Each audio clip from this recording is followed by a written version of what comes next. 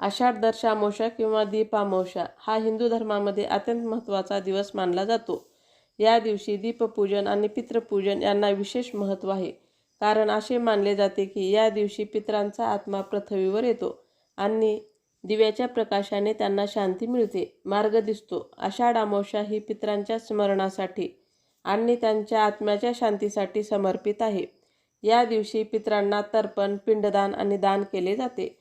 असे मानले जाते की या अमावस्येला पितरांचा प्रभाव अधिक असतो आणि त्यांना प्रसन्न केल्याने कुटुंबाला सुख आणि शांती मिळते. या अमावस्येला दिव्याची अमावस्या म्हणण्याचे कारण म्हणजे दीपप्रकाशाने पितरांना मार्ग दाखविला जातो. दीपक लावून पितरांना अंधारातून मुक्ती मिळते आणि त्यांचा आत्मा प्रकाशाकडे जातो. अमावस्या हा अध्यात्म आणि साधनेसाठी शुभ मानला जातो. या दिवशी व्रत, जप, तप आणि दान केल्याने पुण्य मिळतं.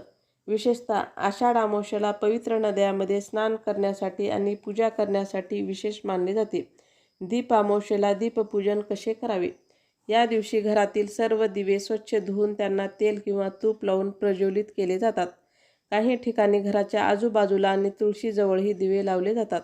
दीपपूजनामुळे घरात समृद्धी, शांती आणि सकारात्मक ऊर्जा येते.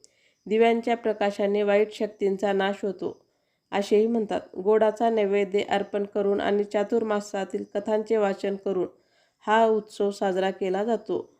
दीप अमावस्या ही श्रावण महिन्याच्या आगमनाची तयारी आहे. श्रावणात अनेक सण, व्रत आणि उत्सव असतात, ज्यामुळे वातावरण उत्साही आणि पवित्र बनते. दीपपूजनाने या महिन्याचे स्वागत केले जाते.